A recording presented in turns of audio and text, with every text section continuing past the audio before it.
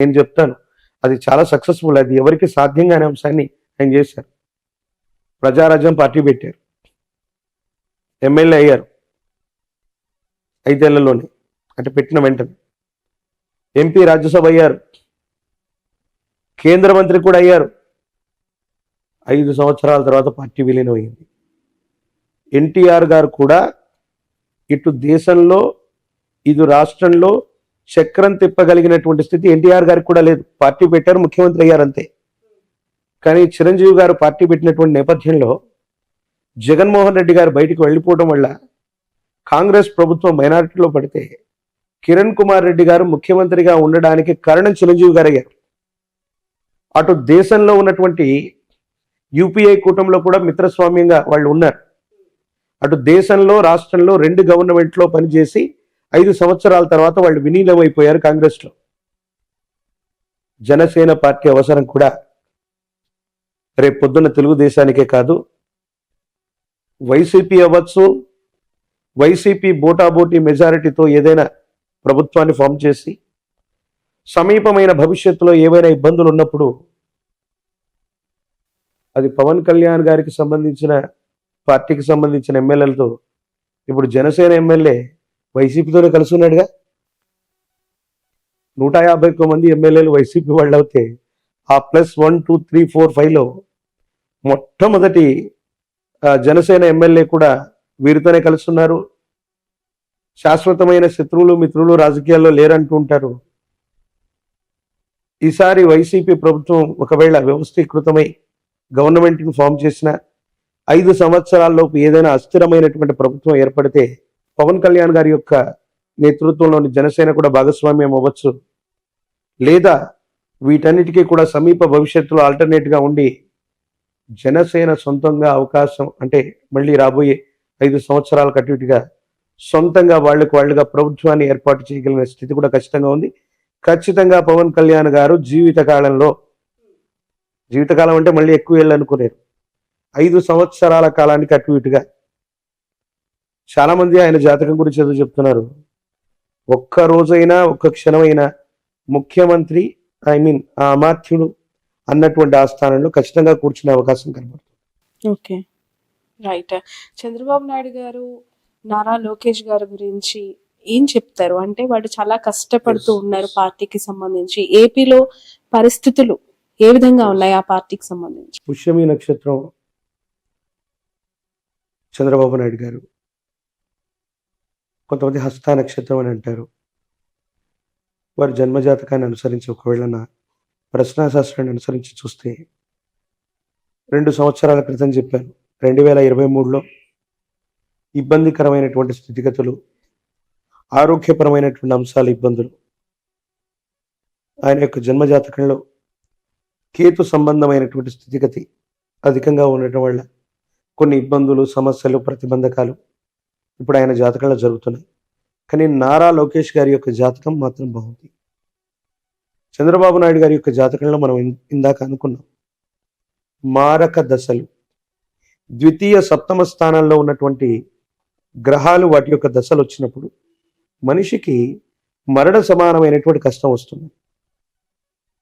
వారి యొక్క జాతకాన్ని నేను అనాలిసిస్ చేస్తే 2002, 2004 మధ్యలో సప్తమ స్థానానికి సంబంధించి శనికి సంబంధించినటువంటి దశ జరిగింది, అంతర్దశ.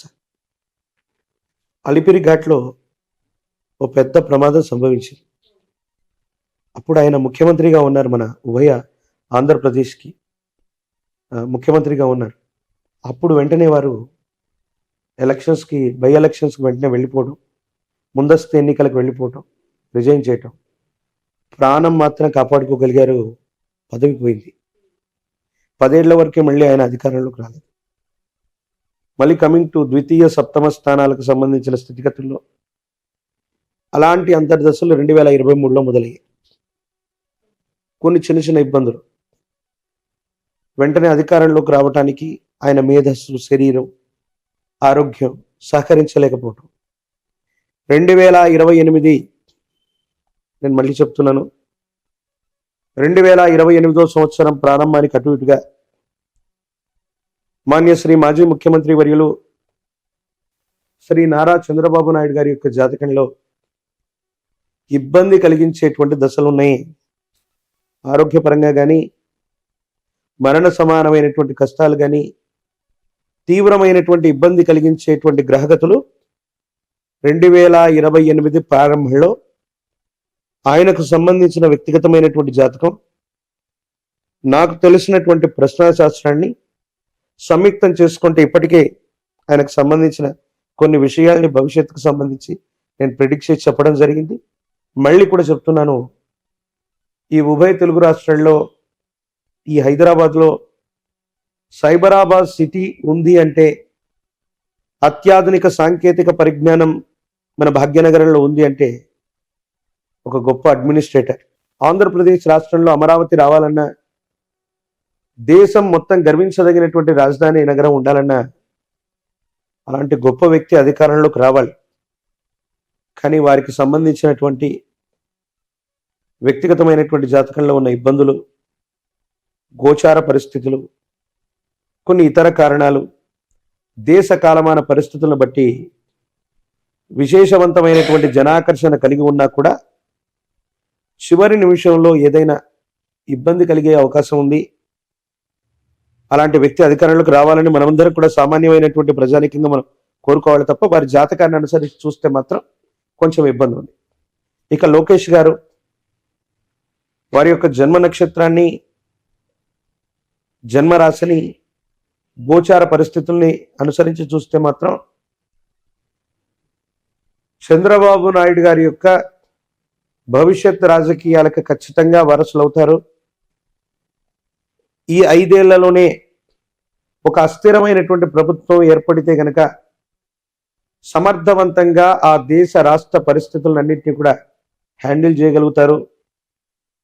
పార్టీ మొత్తాన్ని కూడా అధ్యక్ష స్థానంలో ఉండి నడిపించగలిగినటువంటి సమర్థతే కాదు, వారి తండ్రి గారికి సంబంధించినటువంటి యోగాలు నాటిది భవిష్యత్తులో ఉన్నాయి. ఇప్పటికిప్పుడు ముఖ్యమంత్రి అవుతారని చెప్పారు. Okay, right. జూనియర్ ఎన్టీఆర్ కి సంబంధించి చాలా వార్తలు వస్తూ ఉంటాయి కదా, మీ ప్రెడిక్షన్స్ ఏంటి? అంటే జూనియర్ ఎన్టీఆర్ గారు వస్తే టీడీపీకి పునర్వైభవం వస్తుందని, ఆయన రావాలని, రాకూడదని రకరకాల మాటలు వినిపిస్తూ ఉంటాయి. మీరేం చెప్తూ ఉంటారు? ఎన్టీఆర్ గారి తర్వాత ఆ ముఖ కవలికలు, ఆ మాట్లాడేటువంటి ఆ వక్తృత్వ భావన, ఆ శైలి చూస్తే ఎవరికైనా పెద్ద ఆయన చూసినటువంటి అనుభూతి అన్నటువంటిది కలుగుతుంది. వారు రావటం వల్ల టీడీపీకి అన్నటువంటిది మేలైతే ఖచ్చితంగా జరిగి ఉండేది, జరిగేది.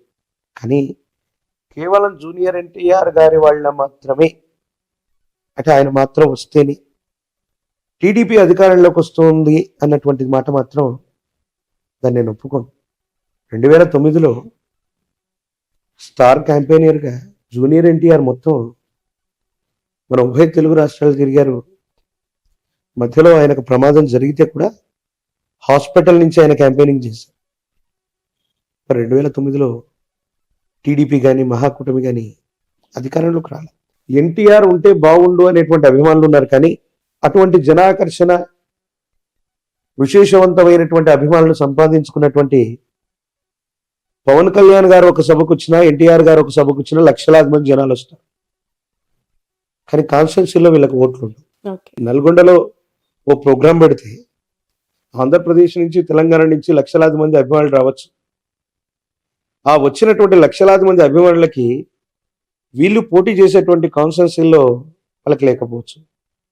ఇదే జూనియర్ ఎన్టీఆర్ గారి యొక్క సోదరైనటువంటి సుహాసిని గారు కుక్కట్పల్లి నుంచి గత ఎన్నికల్లో పోటీ చేసినట్టున్నారు. ఎన్టీఆర్ గారు ప్రత్యక్షంగా మరి ప్రచారం చేశారో లేదో తెలియదు, కానీ తన సోదరికి సంఘీభావంగా వెళ్ళారు. కేవలం ఒక్క జూనియర్ ఎన్టీఆర్ గారు రావటం వల్ల